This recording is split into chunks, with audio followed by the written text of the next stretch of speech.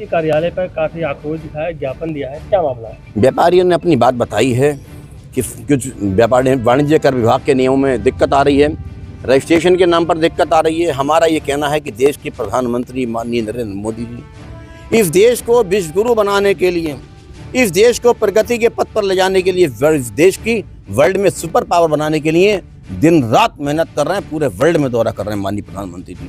और इसके विपरीत ये वाणिज्य कर विभाग के लोग कारोबार के लिए कोई रजिस्ट्रेशन कराने आता है तो उसके साथ धोखाधड़ी करें, ये बात बिल्कुल मंजूर नहीं है। इससे बेरोजगारी बढ़ेगी। हमारा काम है बेरोजगारी समाप्त कराना और रोजगार बढ़ाना।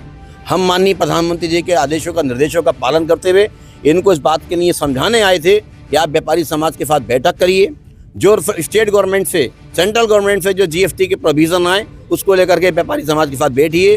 बिना व्यापारी को संज्ञान में लिए अनावश्यक उसकी 2 लाख, 5 लाख, 10 लाख की नोटिस जारी मत करिए। मालूम पड़ा सीए का नंबर लिखा है, उसके एडवोकेट का नंबर लिखा है, व्यापारी को पता नहीं, आपने अनावश्यक फर्जी नोटिस जारी कर दिया, 10 लाख की पेनल्टी डाल दी। इससे हमारा व्यापारी सदमे में आ जाएगा और खुदकुशी कर लेगा। और जब खुदकुशी करेगा तो उसका जिम्मेदार कौन होगा? ये जीएसटी डिपार्टमेंट के अधिकारी होंगे।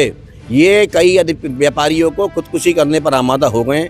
इन्होंने तमाम व्यापारियों का ब्लड प्रेशर बढ़ा दिया, कितने व्यापारियों की किडनी खराब हो गई इनकी टेंशन से। तमाम व्यापारी ऐसे हैं जिनकी हार्ट की ईसीजी हुई है, बाईपास सर्जरी हो गई। तमाम लोग ऐसे हैं जिनके दिल में स्प्रिंग पड़ गए।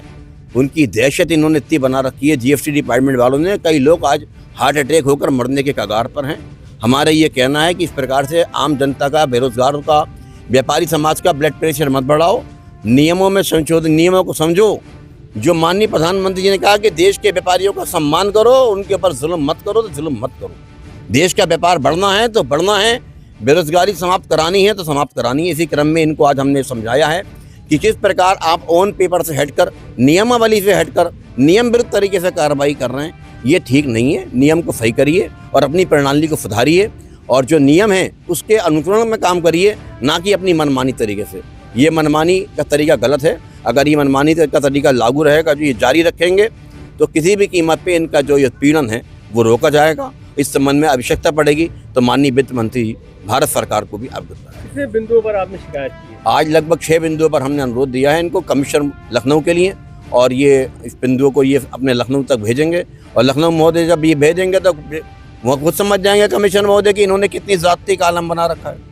सभा गाड़ी अंधेर क्यों चला रहे हो मेरे भाई?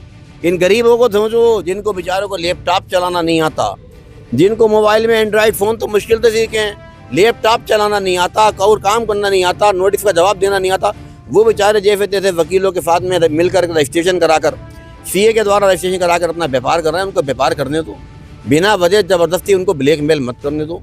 हमारा ये कहना है ब्लैकमेलिंग किसी कीमत ना करें, इससे हमारे देश का व्यापार बढ़ेगा। हमें व्यापार बढ़ा रहे हैं, व्यापार बढ़ाने दो।